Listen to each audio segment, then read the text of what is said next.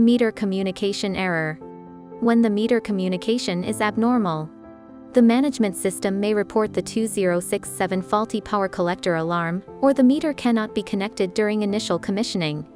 There are 5 possible causes for abnormal meter communication. Check the RS485 communications cable, CT cable, and PT cable. Check whether the communication parameters of the meter are consistent with the RS485 configuration of the device. If not, set the communication address, baud rate, data bit, and parity bit to be the same as those for the master inverter.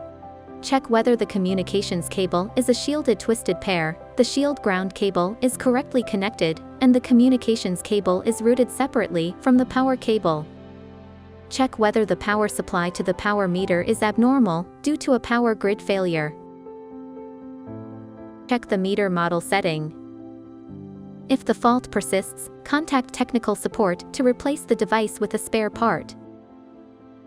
If the fault persists, contact technical support to replace the device with a spare part.